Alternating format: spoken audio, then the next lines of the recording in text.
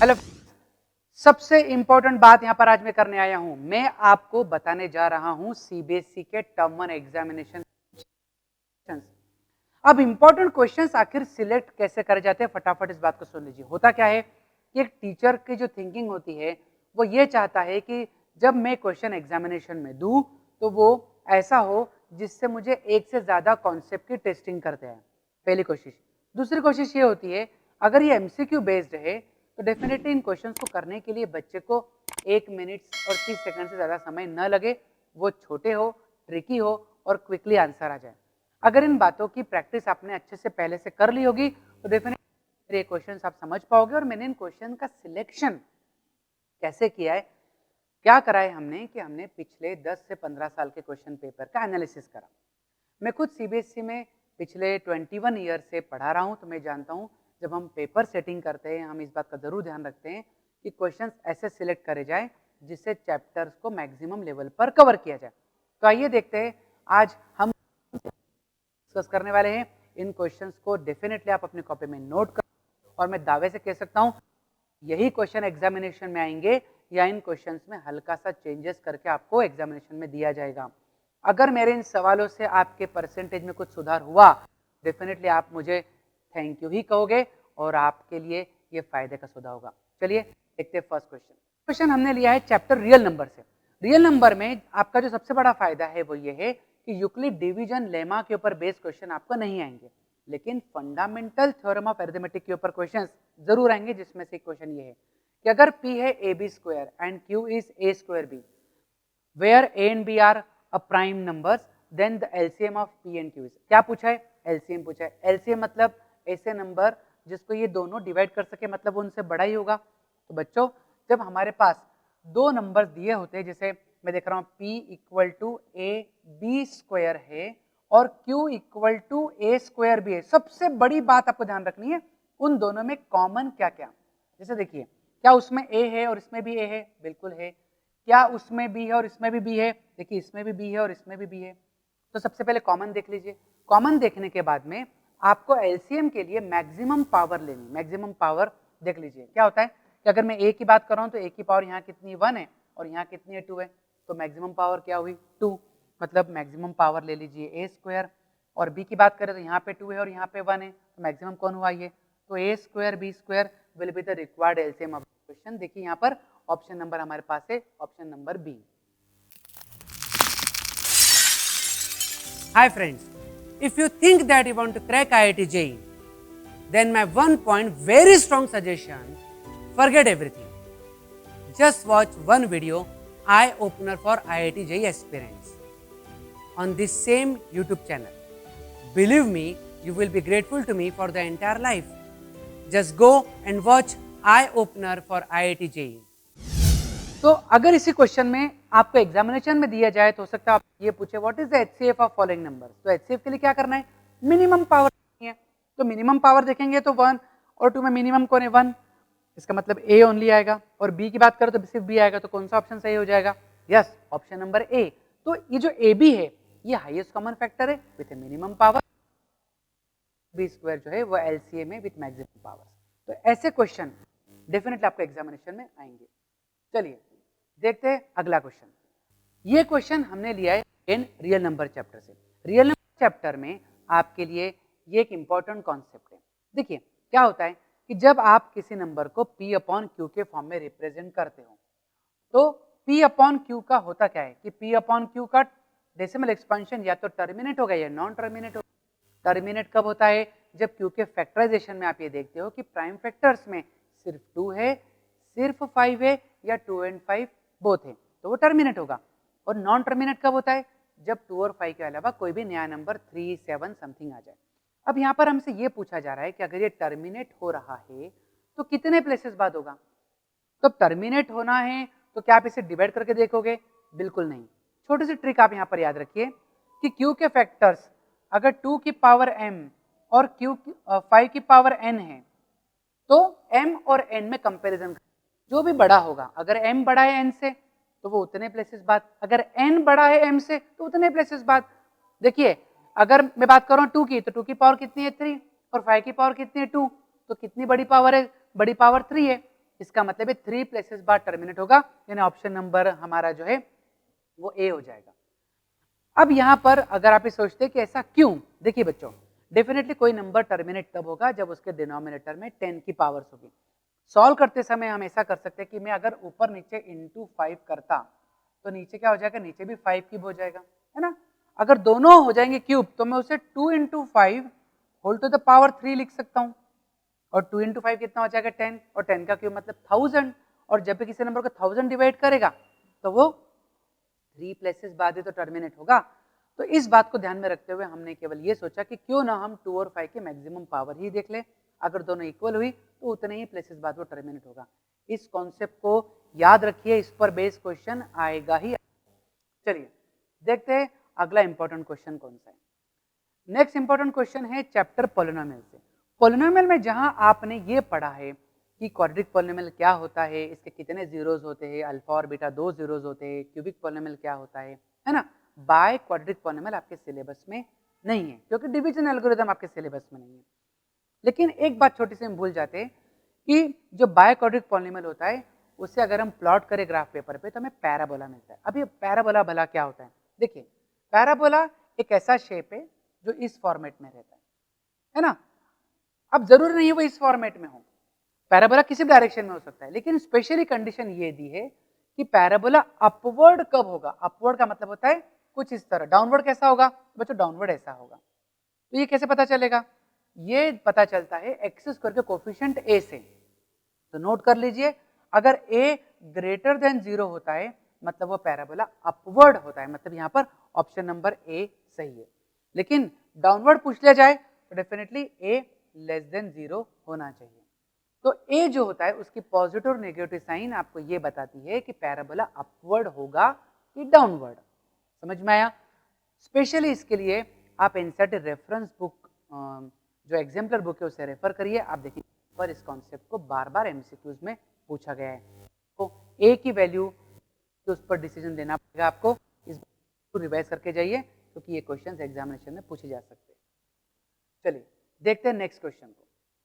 अगला क्वेश्चन हमारे पास है अगेन चैप्टर पॉलिनोमियल से, जहां पर हमें ये पूछा है कि 5 और -8 अगर किसी के जीरोज हुए तो वो इक्वेशन, जहां तक मुझे मालूम है बच्चे क्या करते हैं प्रैक्टिस कि फलाना इक्वेशन को सॉल्व कर लिया जाए तो बताइए जीरोज क्या होंगे। लेकिन एक छोटा सा फॉर्मूला यहाँ पर आप मिस आउट कर सकते हो। कई बार आपको ये पता होना चाहिए कि अगर मुझे अल्फा और बीटा दिए जाए तो मैं पॉलिनोमियल पता लगा सकता हूँ क्या जिसके ये जीरोज है। तो फॉर्मूला क्या है, x square minus sum of the roots into x plus product of the roots यानी अल्फा बीटा। अब आप देखिए अगर आप 5 और -8 को ऐड करेंगे तो क्या होगा, बेसिकली आने वाला है -3, है ना। अब -3 आया तो बीच में क्या हो जाएगा, -3 का +3, तो ये +3x, और मल्टीप्लाई की बात करें 8 5 40 तो वो -40 आएगा। मतलब कौन सा ऑप्शन सही माना जा सकता है, definitely x square plus 3x -40 option number D. तो आप इस ध्यान रखिए, अगर आपके पास अल्फा बीटा दिए जाए तो पॉलिनोमियल ढूंढ सकते हो, अल्फा बीटा गामा दिए जाए तब भी आप पॉलिनोमियल ढूंढ सकते हो। फॉर्मूला क्या होगा, x cube minus alpha plus beta plus gamma into x, x square plus alpha beta beta gamma gamma alpha into x minus alpha beta gamma. ये फॉर्मूला आप याद रख लेना क्योंकि स्ट्रक्चर ऑफ पॉलिनोमियल पर क्वेश्चन एमसीक्यू बेस पूछा ही जाएगा definitely. ठीक है, तो ये था पॉलिनोमियल का एक इंपॉर्टेंट क्वेश्चन। नेक्स्ट क्वेश्चन देखते हैं हमने कौन सा चूज किया। नेक्स्ट क्वेश्चन अगेन पॉलिनोमियल का है, लेकिन थोड़ा सा ट्रिकी और हायर और हॉट कैटेगरी का लिया है। अब ये हॉट कैटेगरी में क्यों है, क्योंकि इसमें बहुत सारे कंफ्यूजन्स देखने को मिले हैं। जब भी ये क्वेश्चन एग्जामिनेशन में सीबीएसई ने पूछा है तब चाहे वो डिस्क्रिप्टिव पेपर हो, चाहे टेस्ट 1 का पेपर हो, चाहे प्री बोर्ड का पेपर हो, वहां पर बच्चों को गलतियां, मतलब बच्चे गलतियां करते ही है। अब इसमें क्या गलतियां होती है और आइए देखते हैं। यहाँ पर इंफॉर्मेशन क्या दी, इंफॉर्मेशन ये दी है 1 0 of the cubic polynomial is -1, then the product of the other 2 zeros। अब अल्फा बीटा गामा 3 होते हैं, है ना। अल्फा बीटा गामा 3 में से एक रूट आपको दिया, चलिए अल्फा को 1 मान लेते हैं, -1 जो दिया है, और बीटा और गामा हमको नहीं पता। अब बीटा गामा कैलकुलेट करने के बजाय हमें तो ये पूछा गया है कि बीटा और गामा का प्रोडक्ट क्या, मतलब आपको सिर्फ बीटा गामा कैलकुलेट करना है।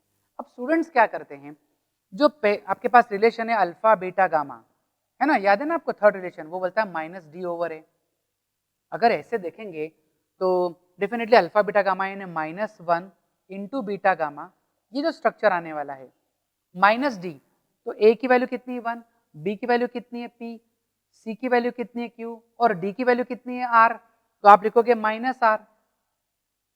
माइनस आर अपॉन ए मतलब 1, इसका मतलब बीटा गामा की वैल्यू आर होनी चाहिए। क्या आपके पास ऐसा कोई ऑप्शन है? बिल्कुल भी नहीं है।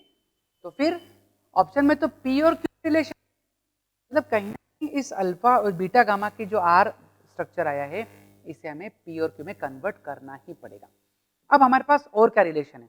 हमारे पास रिलेशन है alpha beta plus beta gamma plus gamma alpha, है ना। ये कितना होता है? ये होता है सी ओवर ए स्ट्रक्चर के हिसाब से। अब आपको देखिए क्या होता है, आपके पास अल्फा की वैल्यू है ना। अब अल्फा अगर आपके पास है तो आप अल्फा कॉमन लीजिए, बीटा प्लस गामा। देखिए मैं क्या कर रहा हूं, इन दोनों में से अल्फा मैंने कॉमन लिया, फाइन, और बीटा गामा को मैंने अलग से रखा। अब सी की वैल्यू अगर आप देखेंगे पॉलिनोमियल में तो वो क्यू है, तो चलिए ये आ जाती है। ऐसे में अल्फा की वैल्यू मैंने -1 रखी। अब ये बीटा प्लस गामा कहां से लाऊं? यस, फर्स्ट कंडीशन जो थी, फर्स्ट कंडीशन में स्पेशली हाईलाइटेड यहां लिख देता हूं कि वो थी alpha plus beta plus gamma minus B by A, that means minus P. और अगर आप यहां से अल्फा की वैल्यू -1 रखते तो बीटा प्लस गामा की value minus P, that means beta plus gamma की जो वैल्यू है वो 1 माइनस पी मिलेगी, मतलब -1 वहां चला जाएगा। तो वो 1 माइनस पी अगर आप यहां पुटअप करते हैं, मैं लिख रहा हूं 1 माइनस पी, यहां पर मैंने -1 और यहां लिखा मैंने 1 माइनस पी, ओके, और मेरे पास था बीटा गामा और इसकी वैल्यू मेरे पास क्या थी क्यू, ठीक है। तो आपने ब्रैकेट ओपन करा तो -1 plus P plus beta gamma, है ना, एंड क्यू। तो बीटा गामा की वैल्यू क्या आ गई यहां से, क्या आ गई, क्यू माइनस पी प्लस 1। तो क्यू माइनस पी प्लस 1 कौन से ऑप्शन में आपको दिखाई दे रहा है? आप देखेंगे Q minus P plus 1 option number C है। Is it clear? तो ये जो अल्फा बीटा गामा की तीन रिलेशन आपके पास है, पहला alpha plus beta plus gamma minus D by A, दूसरा alpha beta plus beta gamma plus gamma alpha C by A, और तीसरा alpha beta gamma minus D by. अगर ये आपको याद है तो इन पर बेस क्यूबिक पॉलिनोमियल में एक क्वेश्चन डेफिनेटली बनेगा, ठीक है। इस क्वेश्चन को आप बिल्कुल नोट कर लीजिए, ऐसा कैसा क्वेश्चन थोड़ा करके एग्जामिनेशन में पूछा जाए, और स्पेशली ये higher order thinking thoughts category में आता है ना। चलिए अगला क्वेश्चन देखते हैं हम। ये क्वेश्चन हमने लिया linear equation in two variable से। डेफिनेटली आपको तो ये पता ही है कि लीनियर इक्वेशन टू वेरिएबल को सॉल्व करने का आपके पास दो इंपॉर्टेंट मेथड है, पहला ग्राफिकल मेथड और दूसरा अलजेब्रिक मेथड। लेकिन ये क्वेश्चन थोड़ा सा डिफरेंट है, ये पूछा जा रहा है कि अगर इस लीनियर इक्वेशन को प्लॉट किया जाए तो क्या होगा। अब ये क्वेश्चन लीनियर इक्वेशन के साथ साथ एक और चैप्टर पर बेस्ड है और वो कोऑर्डिनेट ज्योमेट्री। जैसा कि आपको मैंने पहले बताया कि चैप्टर एक साथ दो भी हो, मल्टीपल कॉन्सेप्ट बेस्ड क्वेश्चन पूछा जा सकता है। इस क्वेश्चन को करने के लिए मैं आपको छोटे से एक बात बताता हूँ। क्या होता है, सिंपल इक्वेशन आप देखेंगे, इसको अगर आप प्लॉट करने जाएंगे तो आप एक बार x को 0 रखिए और एक बार y को 0 रखिए। इससे क्या फायदा होगा, सपोज आपने x को 0 रखा तो 0 रखने से पूरा कंपोनेंट ही 0 हो जाएगा, दैट मीन्स y की वैल्यू क्या आ जाएगी b, और जब y को 0 पुटअप करते तो आपके पास ये जो पूरा कंपोनेंट ये 0 हो जाएगा, तो यहाँ से x की वैल्यू क्या आ जाएगी a।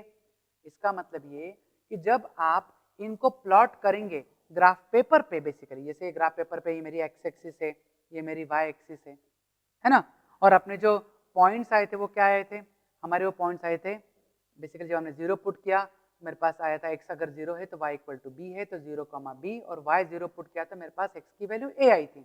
अब मैं a, 0 अगर प्लॉट करूंगा तो a, 0 मुझे x एक्सिस पर यहाँ मिलेगा, और 0, b प्लॉट करूंगा तो मुझे y एक्सिस पर पॉइंट मिलेगा। अब इससे बनने वाली जो लाइन है वो बच्चों मेरे ख्याल से ऐसी बनेगी, इजंट इट। अब ये लाइन ट्रायंगल बना रही है किसके साथ, x एक्सिस और y एक्सिस के साथ में, है ना। अब इस ट्रायंगल का जो बेस है वो a है और हाइट है जो वो b है, तो अगर बात करें एरिया की तो half base into height, which is right answer, definitely option number D. तो ये जो क्वेश्चन आपको मैंने बताया, ये लीनियर इक्वेशन का भी था और ये कोऑर्डिनेट ज्योमेट्री का भी था। आप मल्टीपल कॉन्सेप्ट बेस्ड क्वेश्चन की अगर तैयारी कर रहे हैं तो आपको बहुत फायदा होगा। हायर ऑर्डर थिंकिंग कैटेगरी में ऐसे क्वेश्चंस पूछेंगे। आप प्लीज रेफर जब करें किसी भी किताब को, किसी भी आप सैंपल पेपर को, तो उन क्वेश्चंस पे आप स्पेशल सर्च कीजिए जो एक से ज्यादा कॉन्सेप्ट पर बेस्ड हो, है ना। जैसे कार्टेशियन सिस्टम की बात करें, की बात करें, एक होता है डिस्टेंस फार्मूला, है ना। अब डिस्टेंस में आपको मान लीजिए 2, -3 और 4, 5 दूं, ये तो नॉर्मल क्वेश्चन है। अगर मैंने आपको दे दिया distance between sine theta cos theta and cos theta minus sine theta, तो क्या हुआ, पॉइंट्स तो ठीक है, लेकिन जो कोऑर्डिनेट्स लिए गए वो ट्रिग्नोमेट्रिक फंक्शन में लिए गए, जिसमें आपको trigonometric identity sine square theta plus cos square theta equal to 1 use करना पड़ेगी। आया समझ में? तो मल्टीपल कॉन्सेप्ट बेस्ड क्वेश्चंस आपके लिए बहुत ही फायदे का सौदा होगा और आपको इसका बेनिफिट मिलेगा। चलिए देखते हैं और इंपॉर्टेंट क्वेश्चन हमारे पास कौन सा है। ये क्वेश्चन हमने लिया है सिमिलर ट्रायंगल से। देखिए बच्चों, सिमिलर ट्रायंगल कि ये अपने आप में आपको डिफिकल्ट चैप्टर लगता है, तो एक बड़ा सवाल यहाँ पर हमेशा बच्चे मुझसे पूछते रहे कि सर हम प्रूफ वाले क्वेश्चन कैसे प्रिपेयर करें, क्योंकि क्वेश्चन तो एमसीक्यू बेस्ड है ना।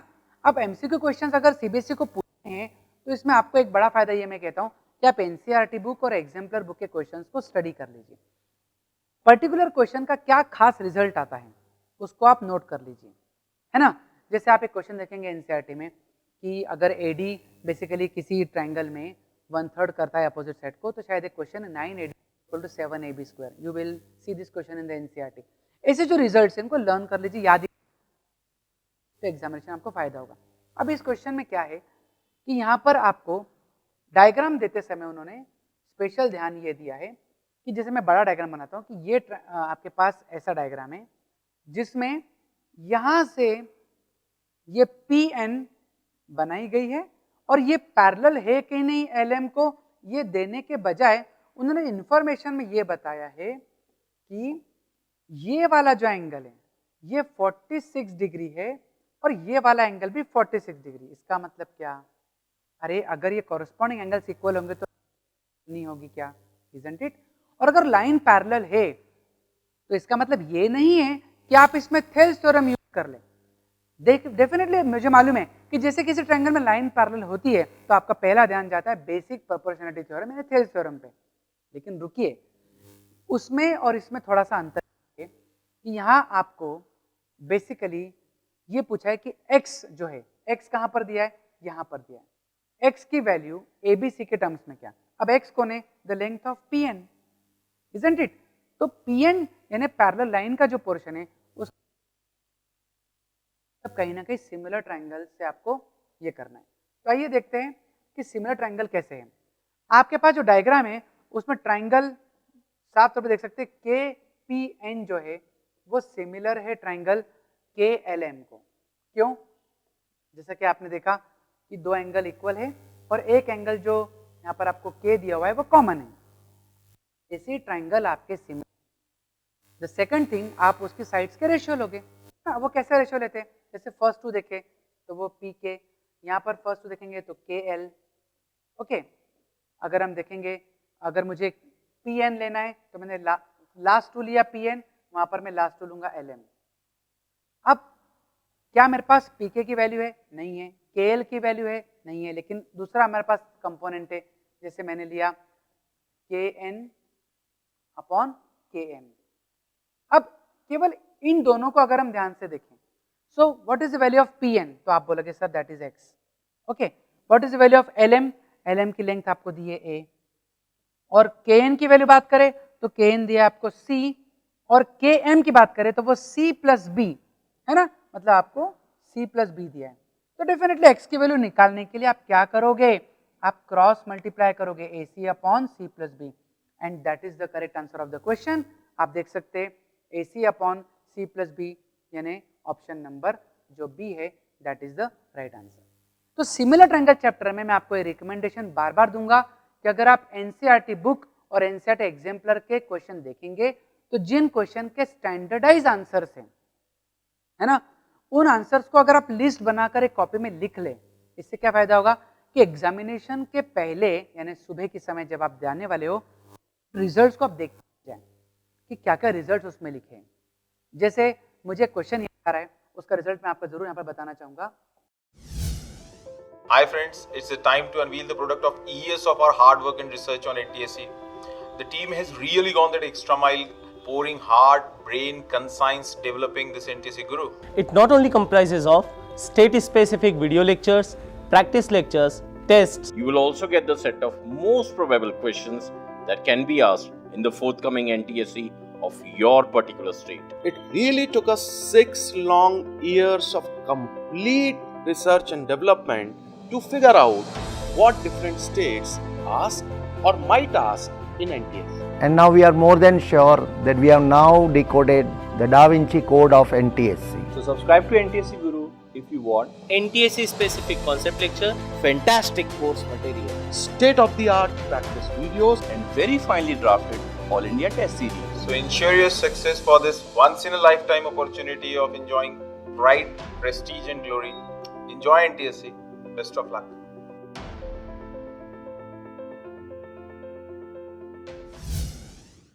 एक क्वेश्चन में ऐसा दिया था कि एक ट्राइंगल है ना, इस ट्राइंगल में यहाँ पर ए है, यहाँ पर बी है और यहाँ पर सी है, और ऐसे दो यहाँ पर पार्ट बनाए गए हैं और ये कहा है कि डी और ई ने इस बीसी के 3 इक्वल पार्ट्स करें।